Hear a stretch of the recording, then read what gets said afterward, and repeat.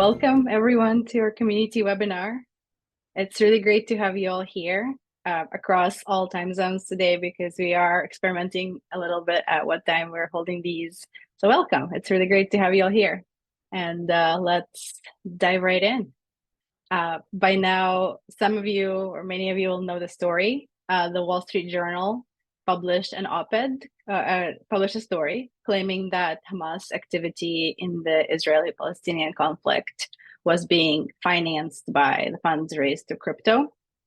Following that, US Senator Elizabeth Warren released an op-ed and then a letter to the White House citing data from the Wall Street Journal's story and advocating for curbing crypto adoption and crypto activity based on that. That data was questioned. And then Nick Carter, who is the co-founder of Castle Island Ventures and co-founder of Coinmetrics and crypto advocate, called crypto Twitter analysts to bring their blockchain analytic skills and fact check the data that was starting to be questioned. He shipped a crypto Twitter bounty for open source intelligence. Flipside crypto has thrown in some additional prizes. The community had rallied, and what happened, you probably saw on Twitter, Flipside flooded this open source bounty with submissions. Our community has shown up. Our community got more than half of all the bounty prizes from Nick. We have some standout dashboards of our own as well. And today we have a couple of the analysts who produced the analytics and dove deep to investigate data claims. We have them here with us to talk about what they found and what their insights are, what they think about it. So let's dive right in. We have Sam and Ant. First off, Sam is on the data team, excuse me, at Flipside, and he's doing lots of cool magic to ensure that NFT data is very user-friendly and up-to-date and easy for you to query. And also we also have Antonidas, or Ant, who is a software developer by day and Flipside crypto community mainstay by night, and one of our OGs who consistently keeps putting out great analytics. Let's kick off with Sam. Let us know what you found. Hello, everyone. Thanks for joining us. Yeah, so let me just share my screen. Can you all see that? Looks good. Okay, cool. Yeah, so maybe just sharing a bit of my thought process of how I approach Nick's bounty or like challenge. So when I first started to attempt the challenge, I saw like previous submissions were already looking at we're looking at transfers for all of the addresses across the 3 seizure orders. And I wanted to do something different. So I read through that Google form from Nick, and there were certain points he highlighted which were, this company made, or like Elliptic made this claim, and then BitOK made another claim. And so I guess my goal, or I felt like the angle that I need to take this is like, how true is Elliptic claims, and then how true is BitOK claims. And so if you go through the dashboard that I made, it's mainly these 2 sections, Elliptic and BitOK. So that's the rationale behind my dashboard. Another intent that I have is Flipside doesn't have Tron data natively, like we don't ingest Tron data. And so I wanted to put out a way for people to query Tron data. So I was looking through and found that BitQuery has Tron data. And so I used LiveQuery to, I guess, get Tron data from BitQuery. And maybe just diving deep in just one small part, which is this query over here for this first table.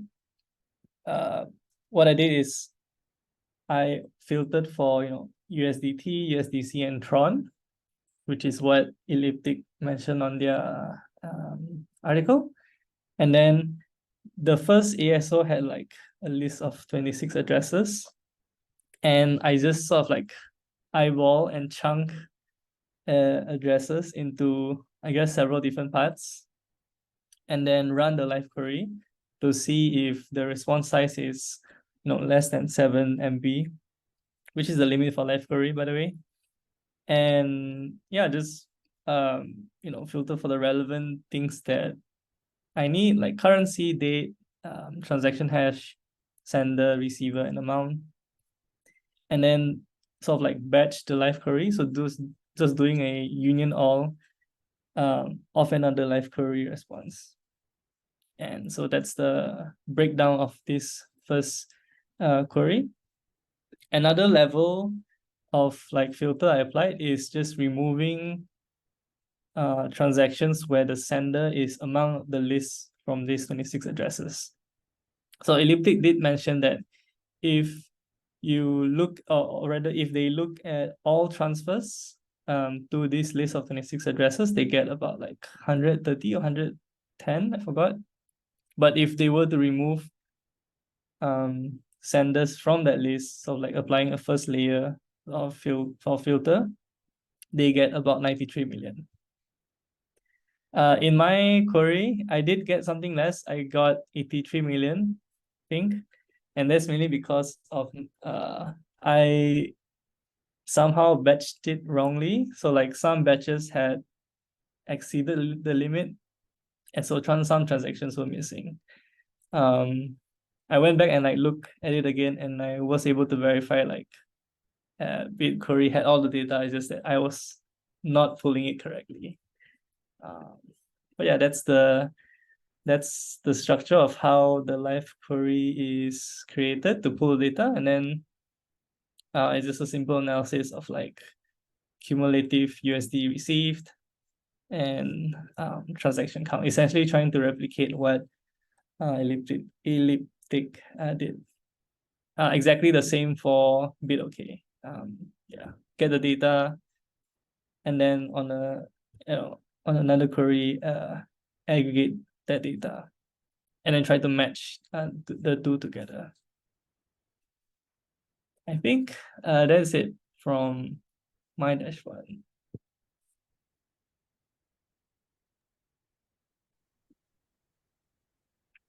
Thank you, Sam, so much for walking us through. The dashboard is in the chat if any of you would like to check it out.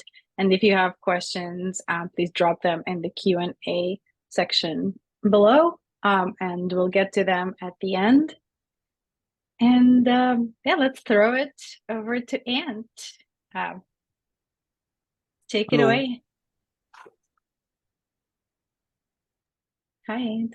Hello, yeah. So this is my post that I did on the task, and we had to actually look at all the different addresses that was out. My main motivation was actually to get the data out as fast as possible. As if you notice, this was done at 3 AM my local time, and I managed to write out the tweet at 2 PM. So that's about 11 hours. So the main thing was Flipside doesn't have the data. So I had to basically query the whole blockchain for it.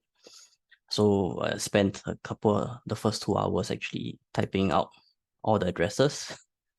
And then after that, writing scripts on the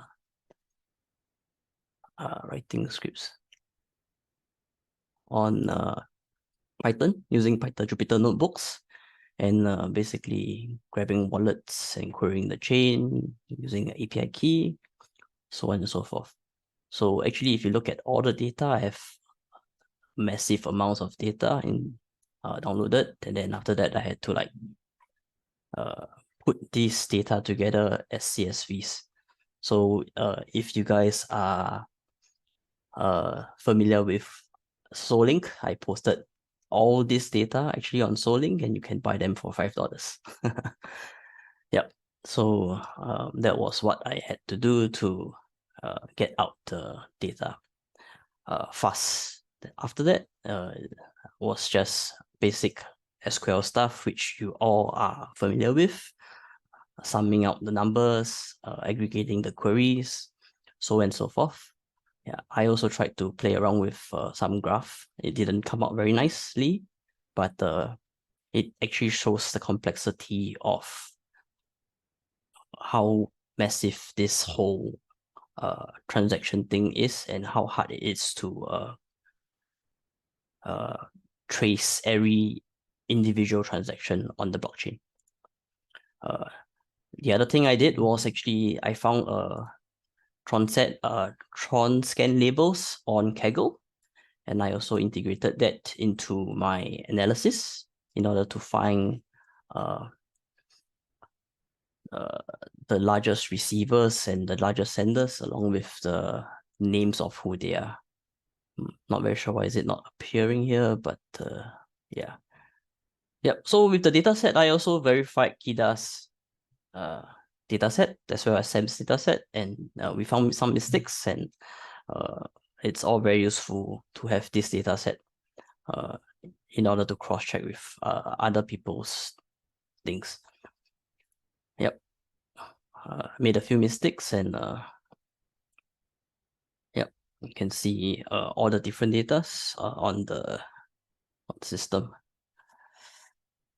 Yep, word art is a thing you can actually do also, but yeah, it's out of scope for this thing. Yeah, that's about all I have. Over to you, Marina.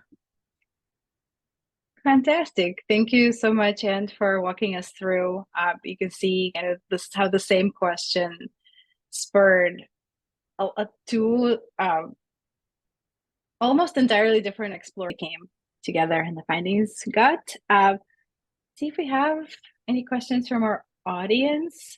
As a reminder, everyone who's here today, please drop any questions you might have for Sam and Ant in the Q&A. And there is Ant's dashboard in the chat as well that you can check out. And while we have questions coming in, I have a couple. I'm curious. I'm gonna, yeah. So for both of you, Sam and then Ant, this bounty that Nick Carter put out, that Flipside jumped on, and the Flipside community jumped on for enforce, was kind of a really cool example of open source analytics and open source kind of minds coming together and fact checking and tackling this problem and offering all the different parts and sides of the how everyone else would approach it. So a question for both of you is, how do you think, what do you think, is it about open source that made this bounty different from data, say, being released from a centralized organization? What do you think was that advantage of crypto Twitter and all the analysts out there coming together and trying to do this open source and the insights that they brought that way? Sam, you first, and then Ant. Yeah, I think it was very fun to see everyone like attempting the challenge. Very fun to see everyone's different submissions. I saw there were a few from Arkham, cool tool. Yeah, it's very fun to see. And I personally feel it's pretty cool to have like to be doing this like fact checking. Like we have this, source, like this source from Wall Street, and then we're all trying to we all have the same purpose almost, to try to verify that. It's a cool experience to have. For sure, very collective. Feels like we're we're all part of this thing, which we are. And what do you think? What is it about open source that struck you in the challenge? I think it was actually a fun experience to be able to race to get the data along with all the different analysts. And it was actually fun to submit my bounty before everyone else because yeah, you get the most eyeballs that way. I wish there was actually more open source data for us to crawl so that we can actually do the analysis. So now we just get addresses and stuff, but it's tough to actually pinpoint people if you don't have the Binance KYC data. So if Flipside can get that, that would be interesting. But we'll see how it goes.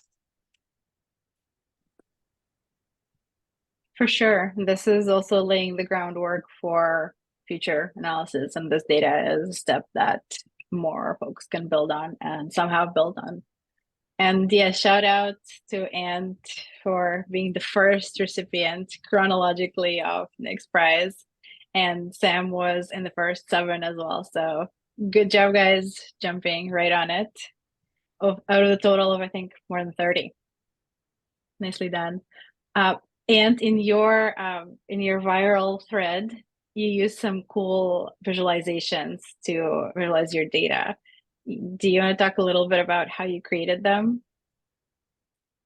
Yeah, so in Jupyter Notebook, there's this very famous, there's actually a couple of famous charting softwares or libraries that are available to use in Jupyter Notebooks. The one I'm using is actually Matplotlib and Seaborn. So you can look at the documentation, and once you put all the data into the system, it will be able to draw out the network graph for you. Yep. Awesome. They look really cool, and it's yeah, it's just this additional way of gleaning information from the data and showing the underlying connections. That really appreciated your visualizations. Yeah, let's see if we have any audience questions. If you're here in the audience, don't be shy. Let us know if there's anything you'd like to know. And while any of those might be coming in, I've got one more.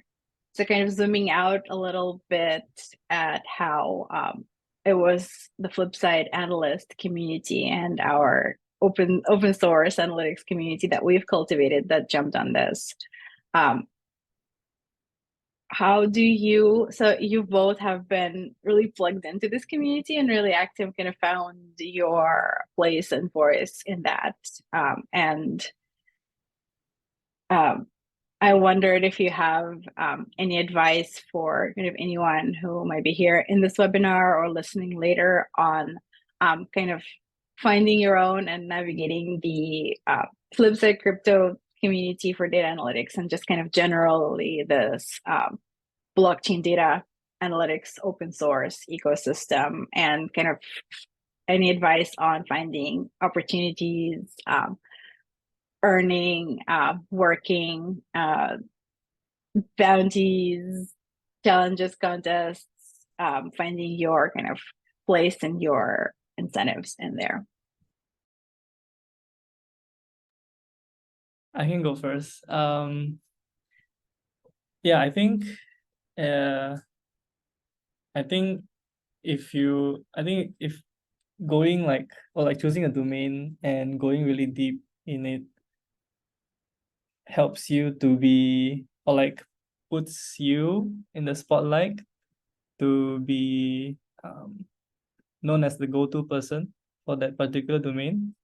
And so it may not always, come true, but like if you do it enough, it will of course like benefit, or at least give you more, chances, right? I would also say that sort of like finding a way to differentiate your own analytics with others. So just one generic example, not pointing names, but like a lot of dashboards I see are, just looking at token transfers to certain contracts. But there are a lot more, details within those events. One example is there's a group that came out with a very great dashboard around token lockups for the Arbitrum incentives program. And there's so much like interesting data within the transaction. For example, like the token unlock schedule. So in the data itself, there is like start date, end date, and then the rate at which tokens are unlocked. And so I feel like use or like spend time to find this sort of data, and then if you present it well enough and consistently enough, that helps you in the long run and helps you to differentiate amongst others as well. That's great. Thanks, Tim, for those examples. What about you, Ant? What do you think? I have a totally different way of thinking compared to Sam. Sam wants to present it to people. I do it more for the alpha. So if I can use the charts to figure out some alpha for me, I'll keep it for myself. And if I'm feeling kind, I'll share it to the rest of the world. Yeah, that's it. Yeah, it's ultimately about what drives you and what you're passionate about, right? And it sometimes so happens that the rest of the community benefits from that, which we really appreciate you sharing all your insights that you find. But yeah, something that drives you, kind of a mix of the two answers I'm hearing, is something that drives you and something that brings value to like a very tangible, in your lane specific value to the community, the ecosystem as a whole. Awesome. And I checked on our Q&A. With no questions so far, I just have one final one. Do you have any, having gone through this experience, do you have any tips for people who might be wanting to get into open source crypto intelligence, fact checking, getting into analytics with the purpose of trying, testing, and bringing out these insights and alpha?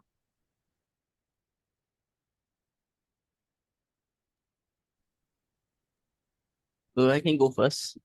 So Okay. Matrix DAO is actually doing a webinar web course for those people who are new to analytics. You can sign up for the course. It'll cost you $25 or something. It's still open. Yeah. Yeah, we are running a beginner course at Metrics DAO, which is a sister community to Flipside community. So join us. Sam, anything that you would recommend? Any piece of advice that you have? I would say explore different protocols, and after you're done exploring, query your own transactions. And I guess that helps you give a basic understanding of where to, or like what you can find in the data, like where you can potentially explore next. Get your hands dirty for sure.